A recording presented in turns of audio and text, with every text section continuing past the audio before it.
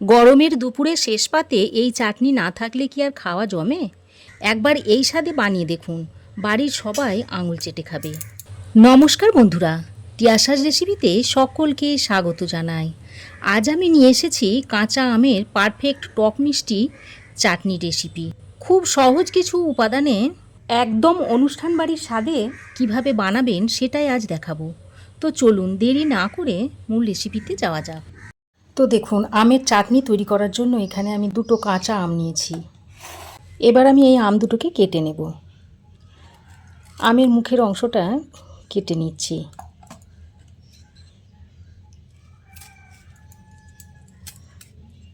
দেখুন, তারপর এই আমটাকে আমি মাঝ বরাবর এরকম কেটে নিচ্ছি। আমি আমটাকে ছুরি দিয়ে কাটছি, আপনারা চাইলে বটি দিয়েও কেটে নিতে পারেন। বন্ধুরা, এই টক মিষ্টি কাঁচা আমের চাটনিটা খুব সহজ আর কম উপকরণে তৈরি হয়ে যায়। আর এটা গরম ভাত, খিচুড়ি বা পোলাও সব কিছুর সঙ্গেই খেতে দারুণ লাগে। তো দেখুন, আমের মধ্যে আঁটি বাঁধতে শুরু হয়ে গেছে। এবার দেখুন, এক একটা আমকে আমি এইভাবে 4 টুকরো করে নিচ্ছি। দেখুন, এক একটা আমকে আমি 4 টুকরো করে নিয়েছি। তারপর আমগুলোকে আরও একবার ভালো করে পরিষ্কার করে ধুয়ে নিয়েছি। আর দেখুন, আঁটি বাঁধতে শুরু করেছে আমি। আর এই রকম আম দিয়ে চাটনি বা আচার খেতে খুবই ভালো লাগে। এবার আমি একটা পাত্রে আগে থেকে বেশ খানিকটা জল গরম করতে দিয়েছি। তারপর এই কেটে রাখা আমগুলো জলের মধ্যে দিয়ে দিচ্ছি। দিয়ে আমগুলোকে একটু ভালো করে সেদ্ধ করে নিতে হবে। তারপর এর মধ্যে ছোট চামচের 1 চামচ মতো নুন দিয়ে দিচ্ছি। নুনটা দিয়ে ভালো করে আমের সঙ্গে মিশিয়ে নিচ্ছি। তারপর আমটাকে খুব ভালো করে একটু সেদ্ধ করে নেব। তো আমটা সেদ্ধ হতে হতে আমি একটা প্লেটের মধ্যে নিয়েছি 2টো শুকনো লঙ্কা, 1/2 চামচ পরিমাণ মৌরি, 1/2 চামচ 5 ফোড়ন আর 1/2 চামচ গোটা জিরে। আর নিয়েছি এই কাপের 1 কাপ মতো চিনি। এবার আমি এই গোটা মশলাগুলো দিয়ে একটা ভাজা মশলা তৈরি করে নেব। তার জন্য গ্যাস অন করে একটা কড়াই গরম করে নিয়েছি। তারপর এর মধ্যে দিয়ে দিচ্ছি প্রথমে শুকনো লঙ্কা দুটোকে একটু ভেজে নিচ্ছি। আমি 2টো আমের জন্য এখানে 2টো শুকনো লঙ্কা ব্যবহার করছি, তবে ঝালটা আপনারা আপনাদের পছন্দ মতো দিয়ে নেবেন।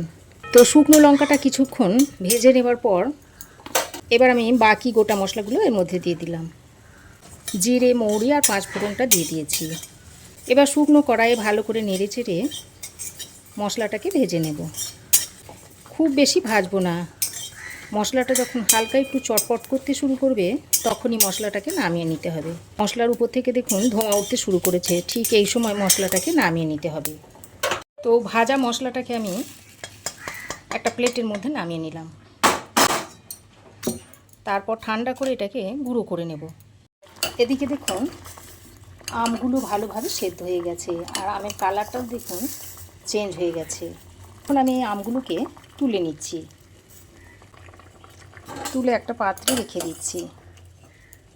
সেদ্ধ হওয়ার পর গরম জলে কিন্তু রাখা যাবে না, তাহলে আমগুলো আবার বেশি সেদ্ধ হয়ে যাবে। বেশি সেদ্ধ হয়ে গেলে আবার চাটনিটা খেতে ভালো হবে না, গলে যাবে, খেতে ভালো লাগবে না। তো সব আমগুলোকে তুলে আমি একটা প্লেটের মধ্যে রেখে দিয়েছি। এই যে দেখতেই পাচ্ছেন, আম খুব সুন্দরভাবে সেদ্ধ হয়ে গেছে দেখুন। এদিকে মশলাটাও দেখুন এরকম আধ ভাঙা করে নিয়েছি, একবারে মিহি করে গুঁড়ো করে নিই। এবার আমি চাটনিটা তৈরি করে নেব। তার জন্য কড়াই ভালো করে গরম করে নিয়েছি। তারপর এর মধ্যে দিয়ে দিচ্ছি অল্প পরিমাণে একটু সর্ষের তেল। তো তেলটা ভালো করে গরম করে নিয়ে এবার আমি এর মধ্যে দিয়ে দিচ্ছি 1/2 চামচের থেকে একটু কম কালো জিরে, দিয়ে দিচ্ছি একটা শুকনো লঙ্কা। এবার ফোড়নটাকে কিছুক্ষণ ভেজে নিচ্ছি। এবার চাটনির মধ্যে যাতে সুন্দর একটা কালার আসে সেই জন্য অল্প পরিমাণে একটু হলুদের গুঁড়ো দিয়ে দিলাম। হলুদের গুঁড়োটা দিয়ে নেড়েচেড়ে মিশিয়ে নিয়ে সঙ্গে সঙ্গে জল দিয়ে দিচ্ছি। সঙ্গে সঙ্গে জলটা না দিলে হলুদটা পুড়ে যাবে আর তেঁতো হয়ে যাবে, কালারটাও নষ্ট হয়ে যাবে। তো জলটা দিয়ে ভালো করে নেড়েচেড়ে মিশিয়ে নিচ্ছি। তারপর আমি এর মধ্যে চিনিটা দিয়ে দিচ্ছি। আমি এখানে 1 কাপ মতো চিনি দিয়েছি, তার জন্য 1/2 কাপ মতো আগে জল দিয়ে দিয়েছিলাম। এবার চিনিটা দিয়ে ভালো করে নেড়েচেড়ে মিশিয়ে নিচ্ছি।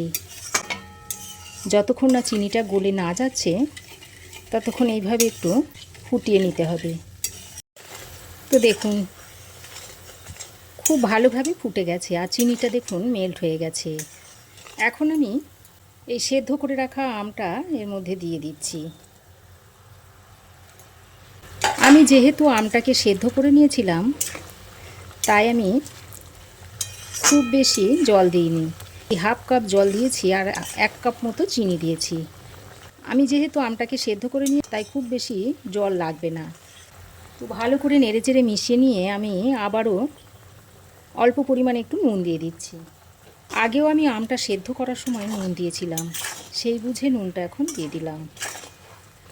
তারপর এইভাবে আমটাকে 4-5 মিনিট মতো ফুটিয়ে নিতে হবে। এর ফলে চিনির শিরাটা আমের মধ্যে ভালোভাবে ঢুকে যাবে। তো চিনির রসের সঙ্গে আমটাকে আমি 3-4 মিনিট মতো ফুটিয়ে নিয়েছি। আর দেখুন আমের কালারটা অনেকটাই চেঞ্জ হয়ে গেছে, অনেকটাই দেখুন আমটা স্বচ্ছ হয়ে গেছে।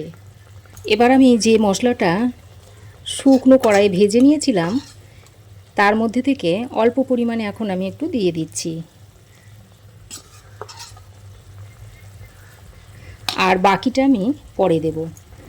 তো ভাজা মশলাটা দিয়ে আবারও আমের সঙ্গে ভালো করে নেড়েচেড়ে মিশিয়ে নিচ্ছি। তো খুব ভালো করে নেড়েচেড়ে মিশিয়ে নিয়ে এবার আমি একটা ঢাকনা লাগিয়ে আরও 2-3 মিনিট মতো রান্না করে নেব। তো ঢাকা দিয়ে আমি আরও 2 মিনিট মতো রান্না করে নিয়েছি। তারপর দেখুন ঢাকাটা খুলে নিয়েছি আর আমের গায়ে দেখুন রসটা কত সুন্দর মিশে গেছে। আর দেখুন আমটা একদম চকচকে হয়ে গেছে, দেখতে কি লোভনীয় লাগছে। এবার আমি বাকি যে মশলাটা ছিল সেটা সবটা এখানে দিয়ে দিচ্ছি, তারপর আবারও ভালো করে মিশিয়ে নিচ্ছি। আর এখন দেখুন এরকম একটু ঝোলঝোল আছে, এটা নামানোর পর আরও একটু টেনে যাবে আর খেতেও দুর্দান্ত লাগবে। ভাজা মশলাটা দিয়ে আবারও নেড়েচেড়ে মিশিয়ে নিয়েছি, তারপর আরও 1 মিনিট মতো ফুটিয়ে নিচ্ছি। 1 মিনিট আমি ফুটিয়ে নিয়েছি।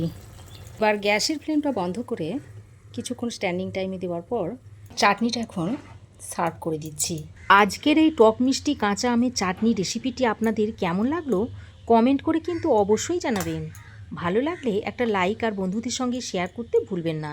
আর এরকম আরও দারুণ দারুণ রেসিপি পেতে চ্যানেলটি সাবস্ক্রাইব করে পাশে থাকা বেল আইকনটি প্রেস করে রাখুন।